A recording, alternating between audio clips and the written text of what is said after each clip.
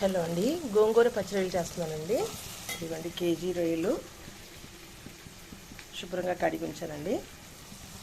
4 ఉల్లిపాయలు, 3 టమాటోలు, ఒక 6 పచ్చిమిరపకాయలు వేయించానండి. వేయించి అల్లం వెల్లుల్లి కూడా మిక్సీ చేసి వేస్తున్నానండి.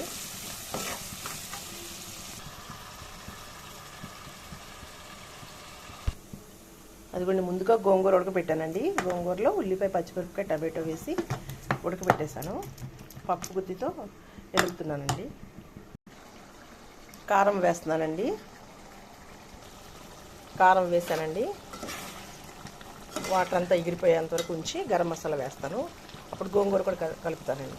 అదిగోండి చక్కగా వాటర్ అంతా ఎగిరిపోయి ఆయిల్ పైకి వచ్చేంత వరకు ఉడికించానండి మంచిగా. ఇప్పుడు గోంగూర కలుపుతాను. అదిగోండి గోంగూర కలిపేసానండి. నచ్చినట్టు లైక్ చేయండి. మీరు కూడా ఈ విధంగా తయారు చేసుకోండి. ఓకే అండి, బాయ్ అండి.